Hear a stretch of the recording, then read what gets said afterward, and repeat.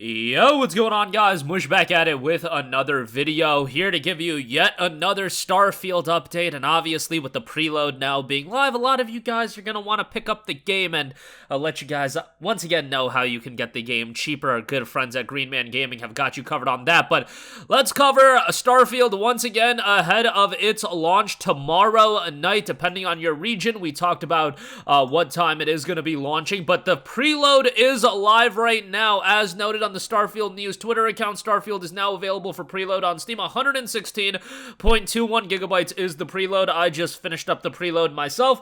Did, in fact, uninstall a couple of games that I wasn't playing and I just had still installed on my PC. I think I uninstalled Naruto Storm 4. I mean, I just kind of like having the Naruto games installed every now and again, but that game's like 40 gigs. And then I also uninstalled Assassin's Creed Syndicate because I'm primarily going to be playing that on my ROG Ally. But yeah, with that being said, it is 112 gigabytes, or excuse me, 116 gigabytes, so it's a colossal install, so make sure you jump on that download as soon as possible, especially if you're trying to play the game right when it launches. Do keep in mind, when the game launches, you'll probably have to do some unpacking nonsense, and, you know, it's probably going to take you like a couple minutes to get onto the game once your region does open up the game. If you're in the West Coast, 5 p.m. Pacific time, 8 p.m. Eastern time for those of you in the East Coast, and then, you know, varying regions have their own time frame as far as when it's going to be unlocking. But yes, the Starfield preload is live right now, so get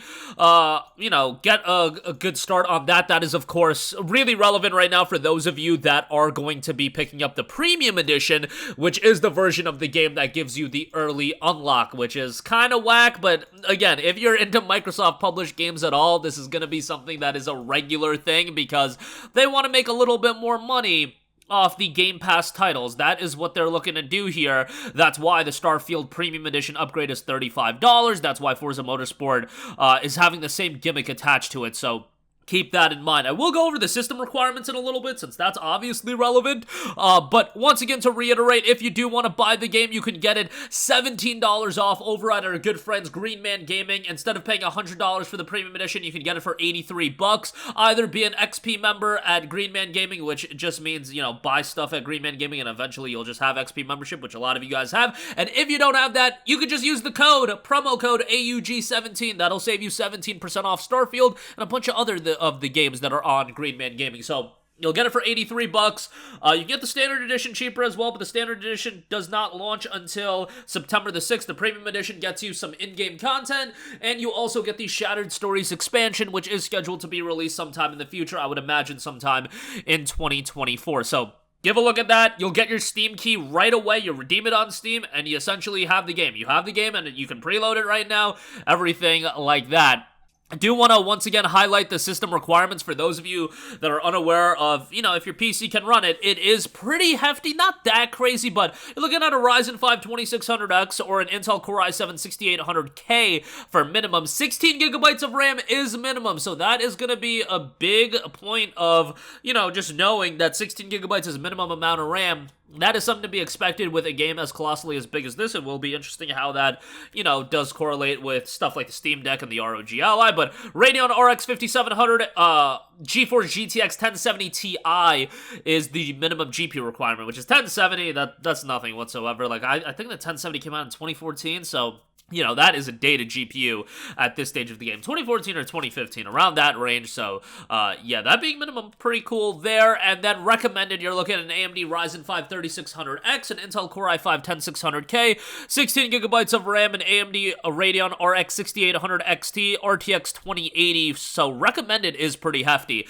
I wish we had a multi-tiered system requirements for a game as colossal as Starfield. I mean, another Microsoft published game in Forza Motorsport, I believe they already have a multi-tiered layout for that as far as system requirements go, so that's something that I would like to see more of, especially, you know, Sony's dropping their games on PC like years after they initially come out, and they're always pretty good about offering you the multi-tiered system requirements. The fact that Starfield, at least from my knowledge, does not have a multi-tiered system requirement is just a little bit jarring for a game as big as this. And in fact, they actually do have another set of requirements, but it's only a 3-tiered system requirements, and then obviously they do have an AMD partnership, so it's literally just with AMD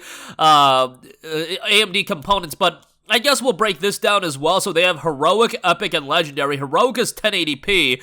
That's a Ryzen 5 7600 and an RX 7600. Then they have Epic, which is 1440p. Ryzen 7 7600 and an RX 6800, and then Legendary 4K, Ryzen 7 7800X, and an RX 7900 XT. So, I mean, they even illustrate motherboards, which, you know, that's not that big of a deal.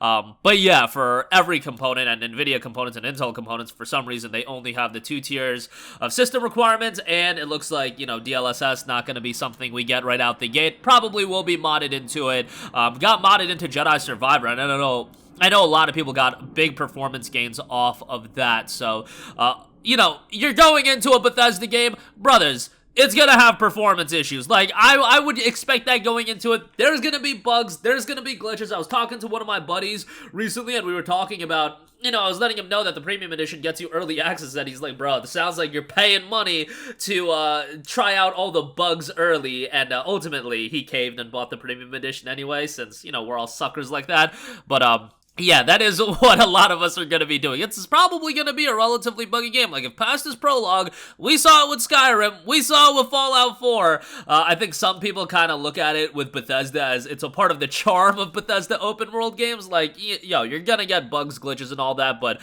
hopefully it's still a worthwhile experience. And hopefully the game just doesn't crash, not a lot of stuttering, things like that. To me, crashing and stuttering are the two biggest things that are game-breaking to any title.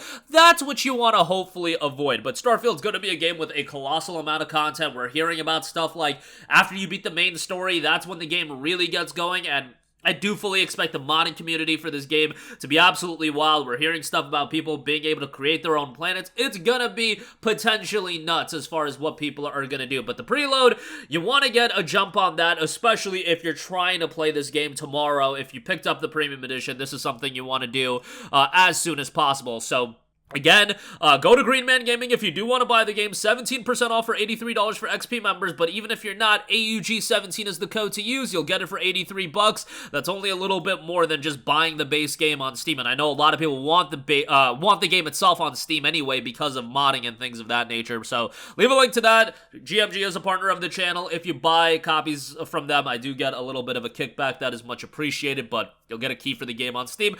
Start that preload, because north of 100 gigabytes for a lot of you guys is going to take quite a while to finish up, so jump on that today. But that'll do it for me. Let me know all of your thoughts in the comments section down below. Thanks for watching, and I will catch you guys in the next one. Peace out. Hey, what's going on, guys? Mush here again. Hope you enjoyed the video. As you guys might know, YouTube's notification system is sometimes a little bit wonky, even if you're subscribed to the channel. Maybe you're not abundantly aware that I uploaded a video. To remedy that situation, make sure you hit the bell notification button. This way, whenever I upload a new video, and I try to upload as consistently as possible, you will be notified directly of the upload, and you can watch it as soon as it goes live. I would really appreciate if you guys hit that button so you can stay up to date with all of the content I'm posting. But as always, guys, thanks for watching, and I'll catch you guys in the next one. Peace out.